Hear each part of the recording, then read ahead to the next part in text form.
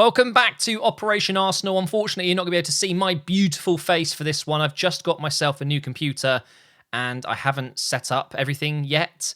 But of course, I always want to get Operation Arsenal out straight after the game. So yeah, it should be fixed. It's the Camlink software being a little bit funny. But anyway, what a game. What a fantastic result, guys. A 4-1 win against Crystal Palace. Unfortunately conceding from a corner again, but to score 4 goals at home with a couple of injury issues. No Saliba, no Tomiyasu. Jesus, of course, still coming back from his long injury. He's still not fully fit, couldn't start today. But honestly, super happy with the performance today. I'm really, really happy for Martinelli as well. I feel like he's having, I'm not saying an underrated season, but everyone seems to be talking more about Saka, Ødegaard, Saliba, but Martinelli is our top scorer, and he is slowly becoming that left winger that we've missed for so long. I think since Sanchez left, really, someone that we know can win us a game, that we know can provide assists and get forward and just be a pain for the opposition. And that was a really good goal, great finish with his left foot. And then of course Saka right before halftime, a lovely pass from Ben White. Oh, Ben White was incredible today. He really was. And then, of course, in the second half, Granit Xhaka made it 3-0. At this point, another Trossard assist. I was thinking this is game over. But then we conceded the silly corner. It looked like it could have potentially been handball, but when VAR looked at it and you could see the slow-mo replays, it did come off his thigh. But on another day, you just never know. Maybe it would have hit his hand and wouldn't have been a goal. But just really disappointed for Ramsdale because I know he's chasing that golden glove, isn't he? Really, really wants to get that. And I think he will still get that. And then Saka, of course, finishing off the game there. Tierney came on and did a really good job, I thought. Great assist for Saka. And he is now up to 12 goals. Does that mean he's equal with Martinelli? Is Martinelli on 13? I don't know now. We'll have to double check that. But a load of substitutions by this point, just to finish off the game. A game that was, I don't think Crystal Palace are seen as much of a challenge to a lot of teams, but we dropped 4 points to them last year. So, not an easy game when you look at the stats, although we have got a pretty good record against Palace over the last decade or so. Player of the match, going to Bukayo Saka here with a 9.2. Very closely followed by Xhaka, if you ask me. He was superb today, and Ben White as well. But there is one man that has to be talked about. This guy right here, Rob Holding. Be honest, guys. So many people would have seen Saliba get injured and thought, oh, God. And especially when Tomiyasu got injured as well. I thought, we'd go with Ben White at centre-back, Tomiyasu at right-back. But, of course, we couldn't do that today.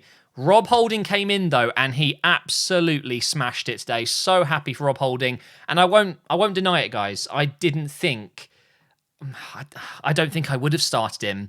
I see Holding as a panic option, which maybe we were panicking today, but yeah, bit of a tricky one, isn't it? Because he is a good player. We can all agree that Holding isn't a Premier League title-winning defender, okay? We all know that he's got some quality there, but he's not a top level centre-back. But, at home against Crystal Palace, I guess it wasn't too much of a risk, and he really did a good job today. He played like a captain. If you watch the highlights back and just listen out for communication between the Arsenal players, all you can hear is Holding just shouting. He is a captain, and I remember I watched an interview recently. It was Ramsdale saying the first word that comes to his mind when a player's name is mentioned. And when it came to Rob Holding, he just said glue. He thinks that Holding is the glue to this team, that he's kind of, I guess, the main man. I know Ødegaard is captain and Xhaka's a leader, Zinchenko's a leader, but Holding he's part of the core, isn't he? He's been here for so long. And by the way, Patrick McCarthy, he's got a tough job to try and convince the board to leave him in place for the rest of this season after they wrongly sacked Patrick Vieira. Absolute joke. And I loved how the stadium was just erupting with Vieira. Whoa. Not for our Vieira, but for the one who just got removed from the Palace head coach position. Really, really bad decision if you ask me. But yeah, I don't think Palace were necessarily bad today. I just think they got beaten by a much better side who had a much better game. But I think Patrick McCarthy will probably have someone come in soon and replace him. I'm hearing that it could be Roy Hodgson again. So Palace fans, I'm sure, very excited at the thought of having a 75-year-old manager again. Yeah, I mentioned Kieran Tierney. Thought he was very good when he came on. I think he does deserve more minutes, but it's difficult when you've got someone like Zinchenko ahead of him. Gabby was fine. Just, again, doesn't look quite match sharp yet. Same with Smith Rowe. Didn't see much of Jorginho and Kivior or Smith Rowe. It was only, just over 5 minutes they got. But, yeah, it wasn't anything special. They were just players to come on and kill some time and rest some of the more important first-team players. But here are the stats, guys. Absolute domination there, 62%. Maybe could have had a slightly higher expected goals stat there. I'm quite surprised considering we scored 4, but some of the chances, I guess, weren't that highly expected goals, 15 shots. We have 1 big chance, apparently, compared to 2. Star boy Saka. I absolutely love this guy. Let's have a look at the table. So with that result, makes it 6 wins in a row, I believe, in the Premier League.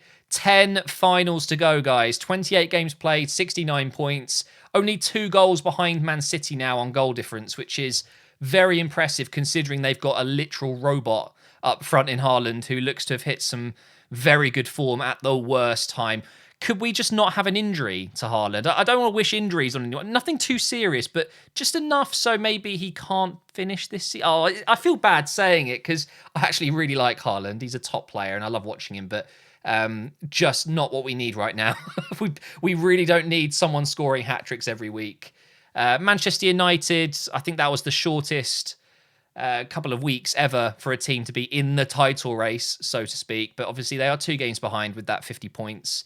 Tottenham struggling.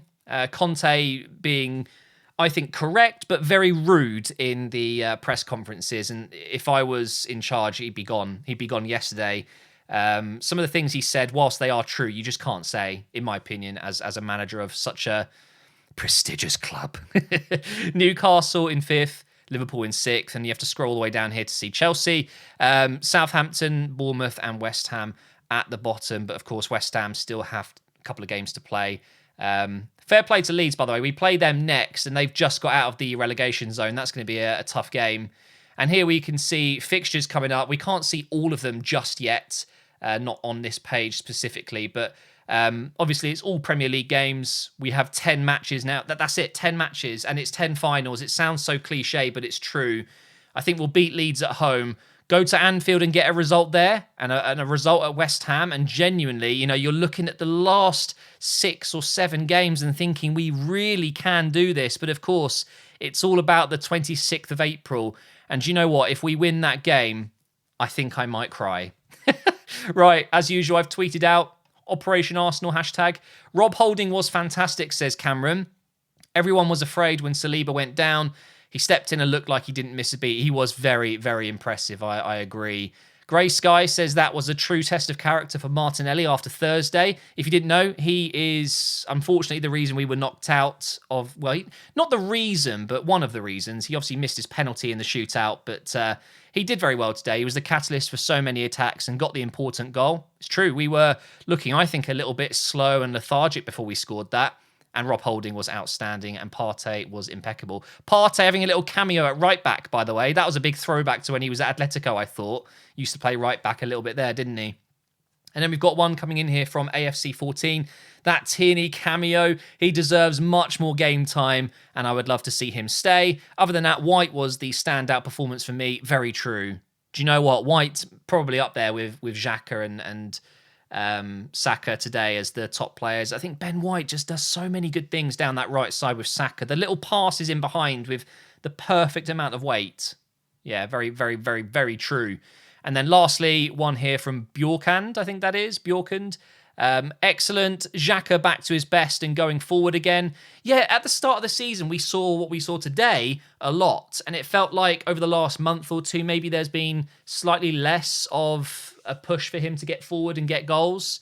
Today we saw that Granit Xhaka again, where he was practically our furthest midfielder forward, even further forward than Ødegaard at times, who obviously likes to drop back and find those diags and chip the ball through and whatever. But yeah, Xhaka was really good today.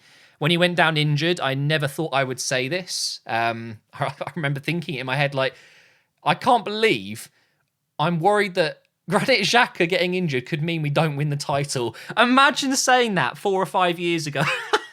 Granit Xhaka being the key to winning the Premier League. I would have laughed at you.